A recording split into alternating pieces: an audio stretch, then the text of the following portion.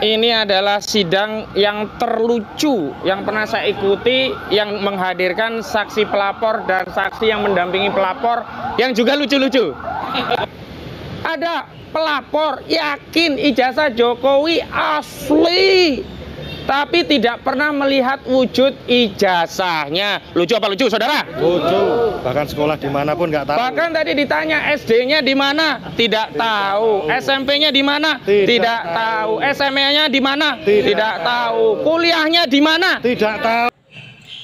Mari gunakan akal pikiran, gunakan akal sehat untuk melihat sesuatu.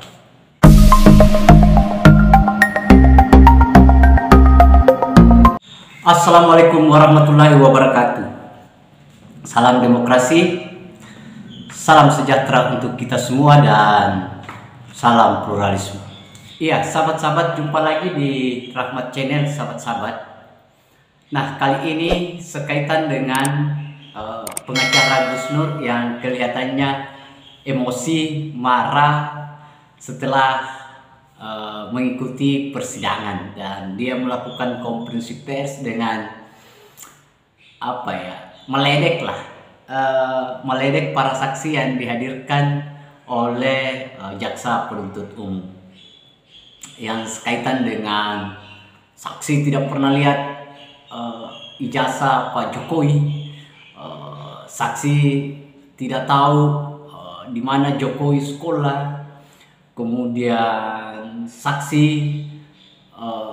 tidak mengerti soal mubahalah, kan begitu. Nah, itu yang dianggapnya bahwa ini adalah persidangan yang lucu-lucu.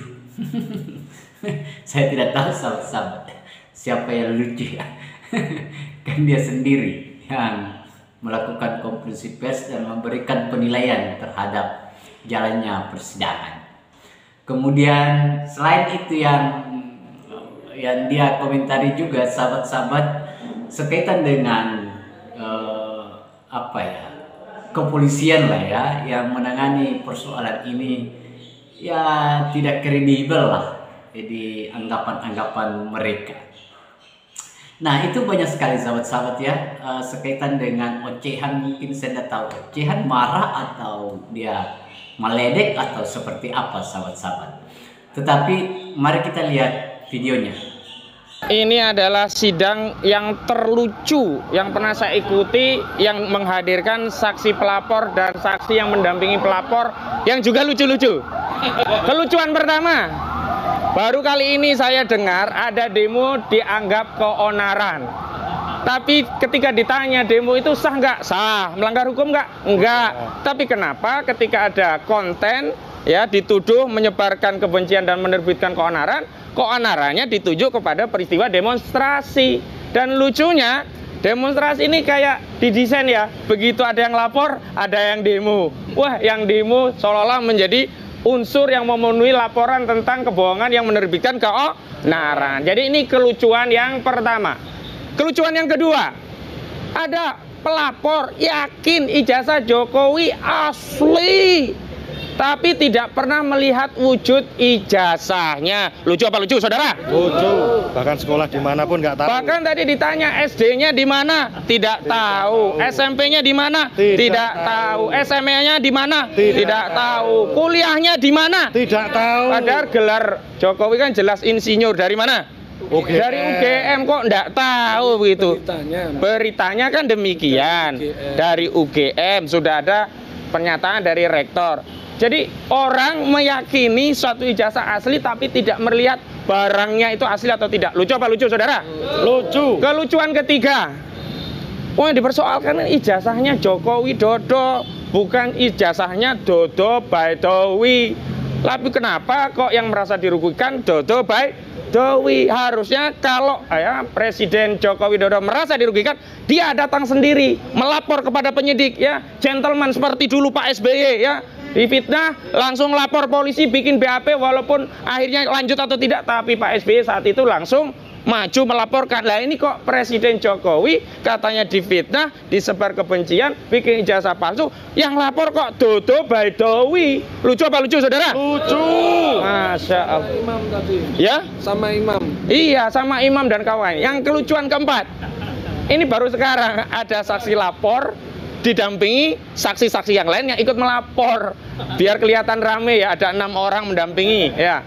Jadi harusnya kalau saksi itu adalah saksi yang melihat, mendengar dan mengalami sendiri peristiwanya.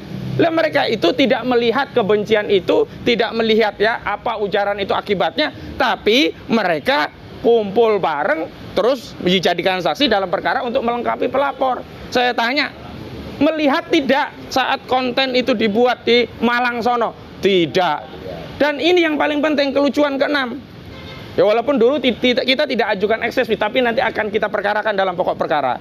Ngakunya ya jaksa ini diadili di Solo karena banyak saksi diperiksa di Solo. Tadi 6 saksi, tidak ada satu biji pun ya saksi tadi yang berasal dari Solo.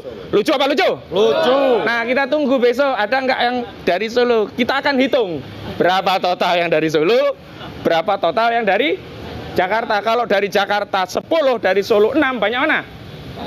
Banyak Jakarta. Kalau dari Solo ya ada 10, Jakarta 6, banyak mana? Solo. Salah, karena kita akan hadirkan saksi dari Solo sehingga banyak saksi dari Solo. Nah itu yang akan kita lakukan. Takbir.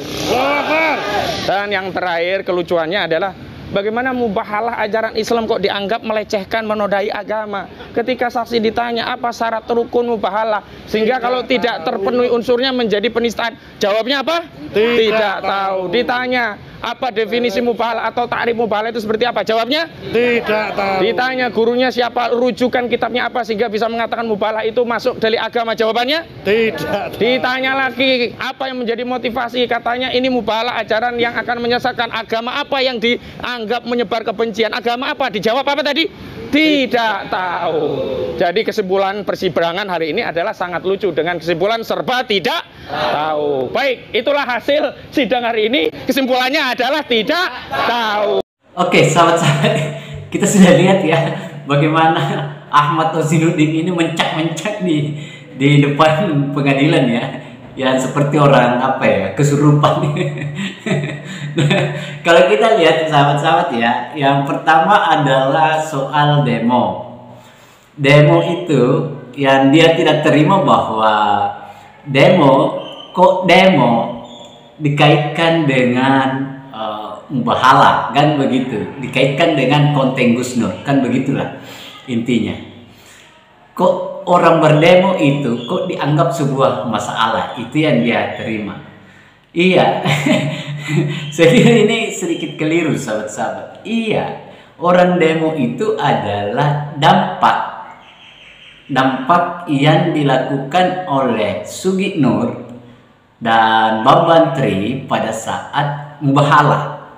Itu artinya bahwa demo yang dilakukan oleh apakah itu mahasiswa atau kelompok masyarakat yang membuat kegaduhan, onar atau ya onar itu kan mirip atau sama dengan gaduh ya, sama dengan gaduh. Nah, sehingga dianggap bahwa dampak dari konten yang dibuat oleh Sugi Nur dan Gus Nur itu adalah demo itu tadi, sehingga dianggap bahwa konten itu punya masalah, kan begitu. Nah itu yang pertama sahabat-sahabat. Soal sekolah, pengacara Gus Nur ini mencat-mencat itu karena merasa bahwa tidak ada yang tahu sekolahnya, SD-nya di mana, SMP-nya di mana, kemudian SMA-nya di mana, perguruan tinggi di mana. Nah, perlu diketahui bahwa sampai hari ini di persidangan, jaksa itu menghadirkan teman-teman sekolah dia, mulai dari ada SMA, ada SMP, gurunya, kemudian kepala sekolahnya. Artinya itu sudah membuktikan bahwa Jokowi itu sekolah di situ gitu loh. Ya tanpa ditanya kan sekolah di mana. saya kira agak-agak sederhana, sahabat-sahabat kalau mau ditahu. Nah, sekaitan dengan mereka hadir itu kan punya kapasitas masing-masing. Punya kapasitas, misalnya Joko Wahyudi datang menjadi saksi di persidangan itu karena dituduh di konten itu bahwa ijazah yang digunakan oleh Jokowi itu adalah hasil curian dari ijazah Joko Wahyudi. Tapi kan faktanya masih ada di tangannya Joko Wahyudi. Apakah itu yang namanya dicuri? Kalau dicuri itu artinya sudah tidak di tangan si pemilik.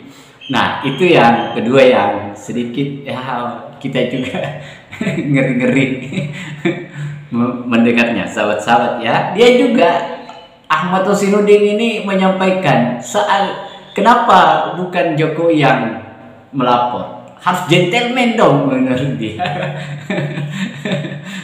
Sama dengan siapa? SBY yang pernah bermasalah dulu, dia yang datang di pengadilan untuk melaporkan. Kenapa Dodo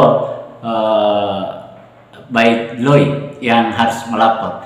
Iya, yang dia laporkan itu bukan soal ijazah, oke, tetapi itu persoalan yang namanya penistaan agama, kan begitu, yang dimana Dodo itu punya kesimpulan bahwa apa yang dilakukan di dalam konten itu disebut sebagai penistaan agama. Jadi tidak ada urusan soal ijazahnya Pak Jokowi, kan begitu laporannya. Nah, soal muatan di dalam itu adalah ijazah. Nah, itulah teman-teman sekolahnya Jokowi yang korelasinya atau koneknya atau nyambungnya ini persoalan dan menghadirkan saksi-saksi itu.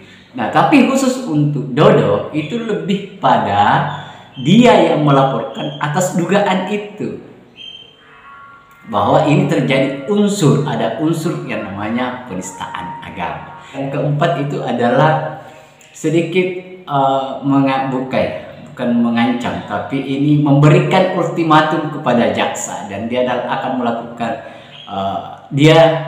ultimatum karena seharusnya persidangan ini dilakukan di Jakarta, tetapi kok dilakukan di Solo. Kalau misalnya dia protes, kan ada ruang eksepsi misalnya, kenapa dia tidak lakukan? Jangan-jangan dia sudah tahu bahwa pengajuan eksepsinya itu akan ditolak atau tidak diterima, akhirnya dia tidak, hanya digunakan untuk melakukan propaganda di internal kelompok mereka, bahwa memang kita ini dipecundangi, kita ini dikelabui, karena itu yang kita lawan ini adalah kekuasaan. Jangan-jangan itu ya, tanda kutip ya. Nah, kemudian yang terakhir itu adalah sekaitan dengan mubahalah. Nah, ini yang perlu diketahui bahwa Dodo Bagloi itu sudah menyampaikan bahwa mubahalah yang dilakukan itu yang dianggap Dodo bahwa itu yang tidak sesuai dengan tata cara atau syarat-syarat mubahalah yang dilakukan oleh Gus Nur dan Bambang Tri. Kenapa dia melapor? Karena persoalan itu kan tidak harus dimencak-mencakkan ini, tidak harus dibesar-besarkan.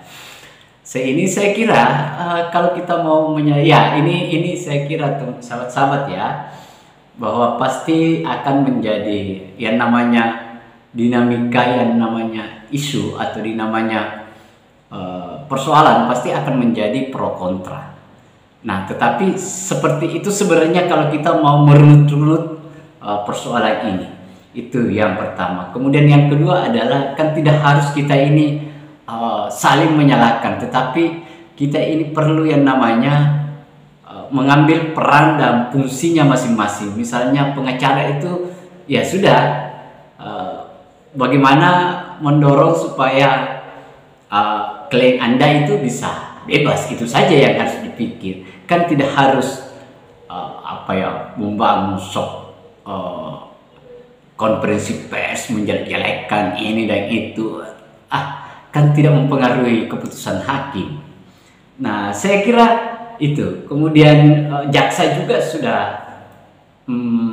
betul-betul mempersiapkan saksi-saksi dan bukti-bukti yang memang valid, apalagi ini sebentar lagi akan ada pemeriksaan saksi ahli yang akan mengupas tuntas soal mubahalah yang dilakukan Gus Nur atau tidak itu melanggar atau tidak. Saya kira ini akan ditentukan oleh saksi. Nah, saya kira itu sahabat-sahabat. Akhir kata dari saya, Assalamualaikum warahmatullahi wabarakatuh. Salam demokrasi, salam pluralisme, NKRI harga mati.